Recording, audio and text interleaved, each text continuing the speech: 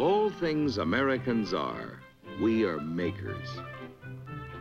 With our strengths and our minds and spirit, we gather, we form, and we fashion.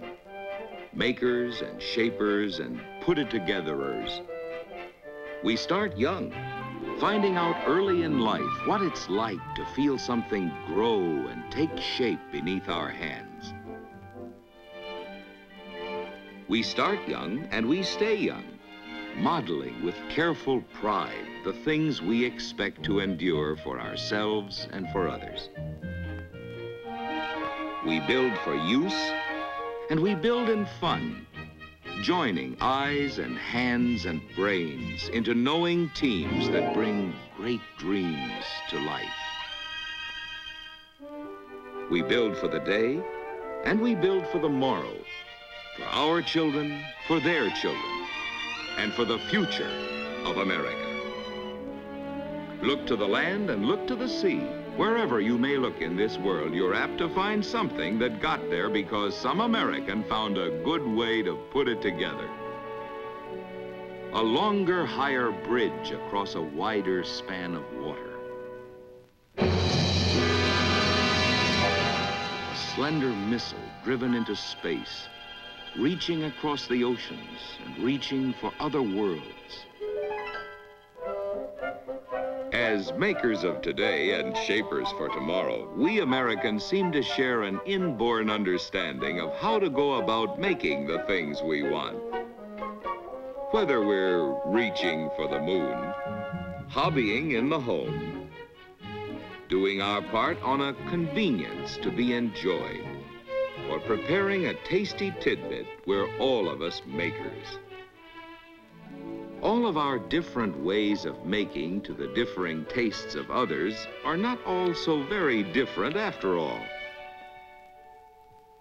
We make by moving materials, getting what we need in the right place to work with it.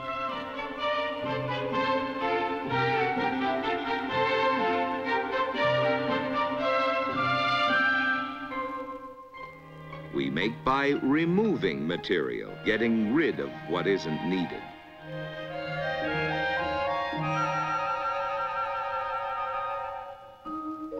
We make by shaping, just so. We make by adding material to material. We make by combining. And then by applying our finishing touches.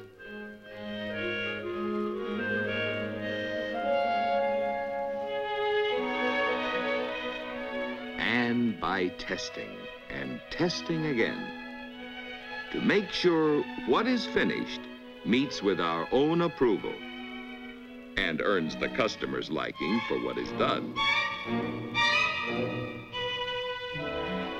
With our craftsmanship and our conscientious control, we build for utility and for eye appeal and for satisfaction at every step of the way.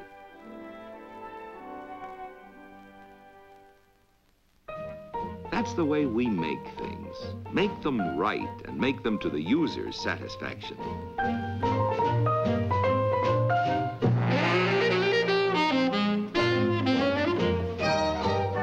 With youthful enthusiasm, we make things with pride. And into whatever we make, we try to model a satisfying usefulness and some measure of beauty. Oncoming, attractive, useful products, well made. More and more products acceptable to the more and more exacting demands of more and more Americans. All in our own personal choices of colors, models, sizes, styles, price ranges, and types. Better made, more dependable, more nearly trouble-free than products made in any such quantities anywhere else in the world. All a part of the beauty produced so bountifully for you and for me by our American makers.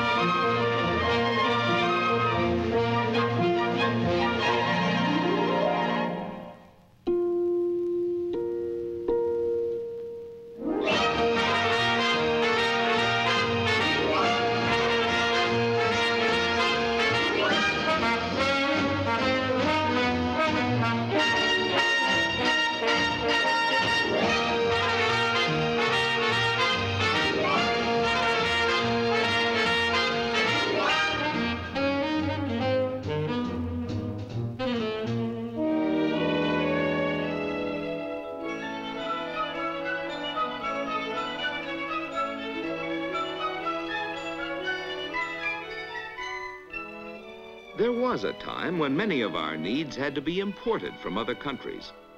But now, American needs can be filled by Americans. American desires met by products American, made the American way and by makers American. The American maker works for tomorrow as well as today, and he has a host of new products in store for us. Some of them ready for immediate viewing. Some of them are visible in the nearer distance, while others yet remain a dream of the future, but all of them on their way to us. Oncoming, attractive, useful products. Automatic highways with cars and buses that drive themselves.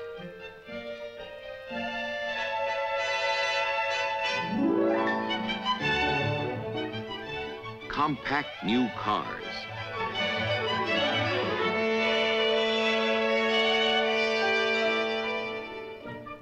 Battery-powered transistorized TV that is really portable.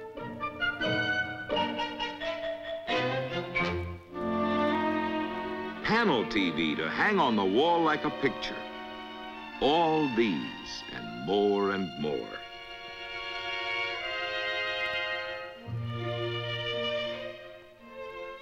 We Americans have always been makers, and in the beginning, we had to be. When America was young, we learned how to make the things we needed because there was no other way to get them. We worked with our hands, and our hands served us well.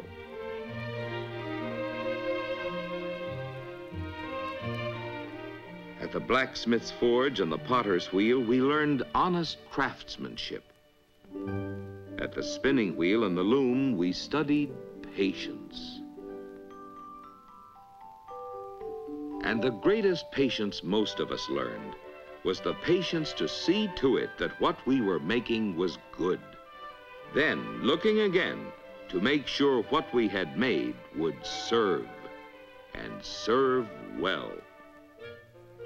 In early America, men with the skills to do the things that needed doing were few in number.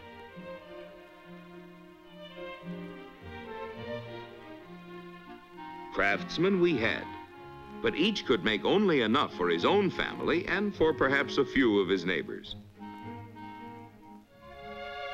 We had little, but we knew much of want, of shortages, of make do or do without, of even the necessities. There wasn't enough to go around.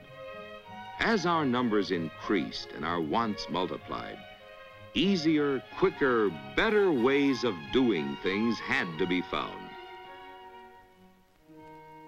Young we were, youngest in the family of nations, when a Yankee craftsman named Eli Whitney showed us how to do something about it, something that never in all the world had been done before. Already a famous man as inventor of the labor-saving cotton gin, Eli Whitney had been given a contract by Congress to produce 10,000 muskets. Now his time was almost up. Mr. Whitney, we gave you a contract for 10,000 finished pieces. What do you mean by bringing us all these bits and parts? Gentlemen, I am offering you something far more valuable than muskets. I am offering my country a new method of producing on a mass scale. You see, it takes years to train a workman to produce a completed article from start to finish. But it takes only a few days to train him to do a single part of the job. The solution, gentlemen, is to divide the labor. Divide and specialize. One man to make one part, one to make another. Each to do what each can do best. Ridiculous. Impossible. Parts made by different people will never fit together. They will, sir. They will. If each part is made exactly like every other.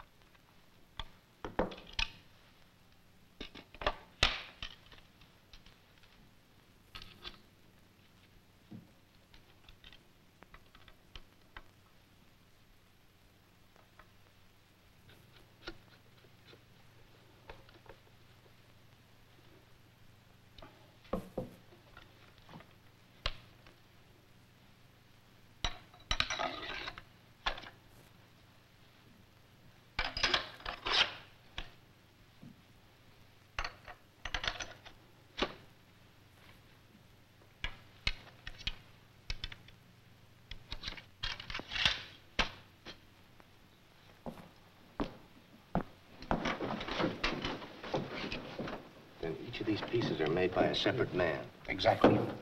Eli Whitney didn't have a word for it, but we call it interchangeability. Interchangeability of parts. A Yankee craftsman had laid down the basic principle of modern mass production. Divide and specialize. One man to make one part, one to make another. Each to do what each can do best. A new method of dividing the labor to let the American maker work more quickly and efficiently, meet the ever-increasing demand for more goods, producing on a scale the world never before had known. The seed of mass production had been planted. But even so, we still had far to go before we could begin to reap the harvest. Our tools were simple, and for power we had only our own muscles, or the force of falling water, and maybe a turn from the wind.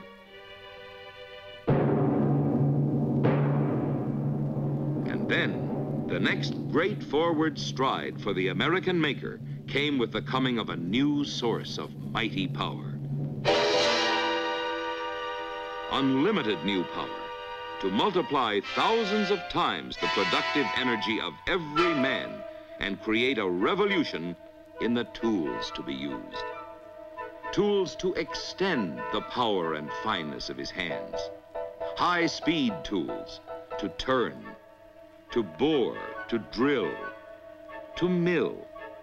Tools to plane, to shape, to slot, to grind, to forge, to form with an accuracy and a precision impossible to the finest of handcraft. Tools that hold the work you're working on. Tools that hold the tool you're working with. With all the wonderful tools that have been invented to help the American maker get more from his day's work and more for it, every bigger, better, and faster tool has given new abilities to the man who uses it, advancing from simple hand tools to great electric-driven complex machines. As more and more of us join American teams, there are more and more others of us who are investing hard-earned savings to help buy the newer and better and bigger tools we now need. To supply the conveniences for modern living, the products we create and build grow ever more complex.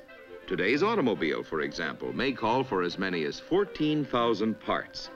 And each part must be as precise as thousands of pairs of hands and eyes and thousands of human brains can make it, if the final product is to be just about trouble-free.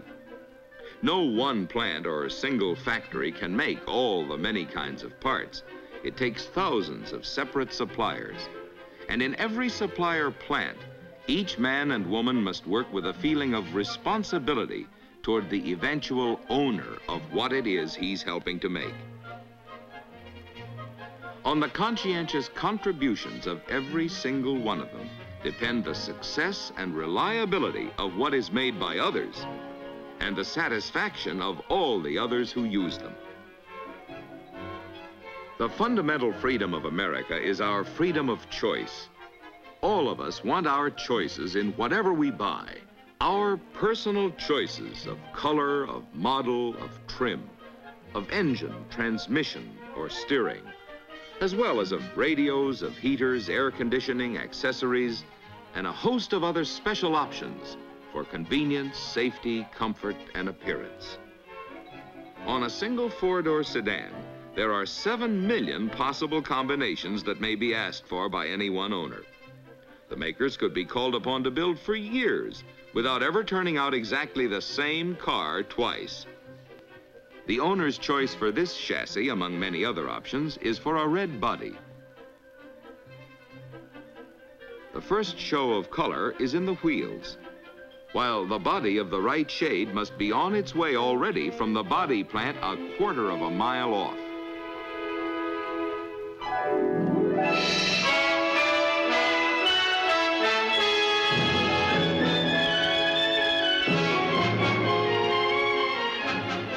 All the many parts, accessories, and special equipment must meet at their rendezvous. The call is for individual choices, for custom service on a mass production basis. And the response must be a fine accomplishment of meeting individual needs and personal tastes in terms of millions of individuals. Modern assembly is timing and teamwork as well as organization. And every year, to make way for changed models, everything may have to be retimed, reteamed, and reorganized with new tools, new assembly line fixtures, and new working procedures.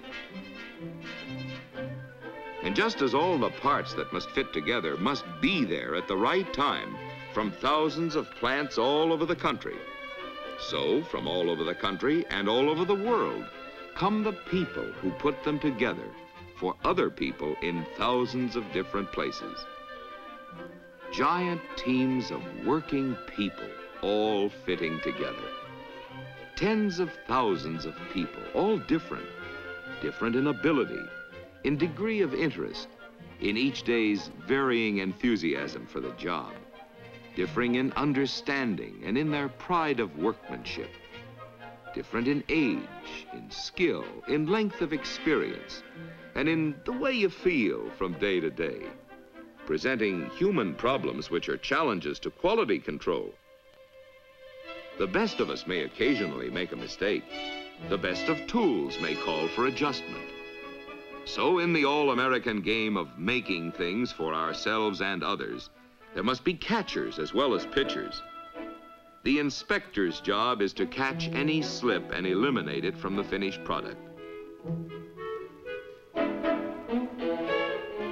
The performance you get out of whatever you buy, the long time you can use and enjoy it, the pride you can take in it, depend not only on the engineers who design it and the men who make it, but also on the painstaking, conscientious vigilance of the quality control inspector who checks and double checks all along the way.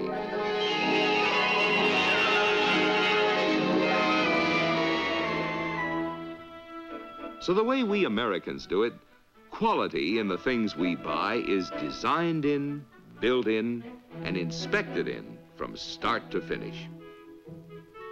And to help them make sure quality is built in and checked in, new devices are continually being developed.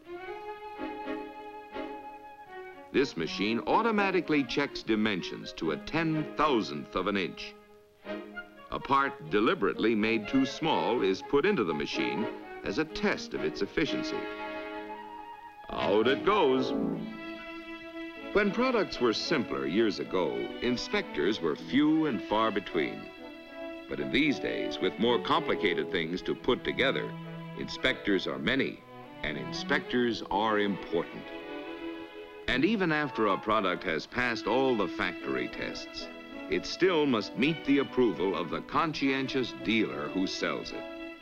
For in his turn, the reliable dealer places his own pledge of quality on everything he sells. He knows that the user finally depends on the dealer's own fidelity.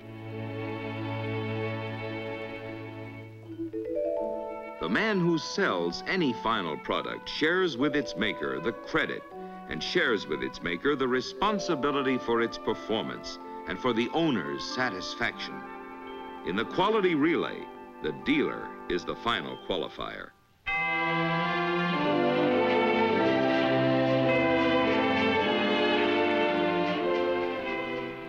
No other people anywhere have achieved more for themselves and for the rest of us than the thousands upon thousands of hard-working American men and women. The millions who pool their skills and talents to produce the things we need and want. And we who enjoy whatever they have made for us do well to be thinking of what they are giving us. Oh yes, we know they work for their pay, for their food, and for the needs of their wives and the wants of their young ones. But also, they make for the joy of making things right, whatever the whims of our choice and the twists of our tastes.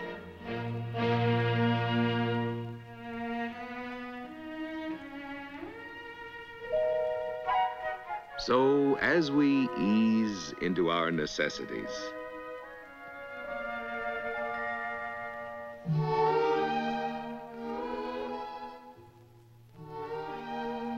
as we nestle into our comforts,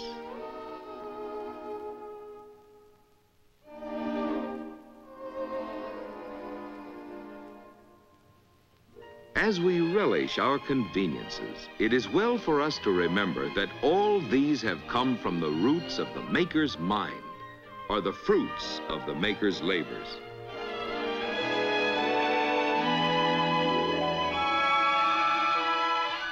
That is the job that is being done for all of us by the American maker, producing by the millions, for the millions, to make life in America more enjoyable for us all. The grand job of the American maker.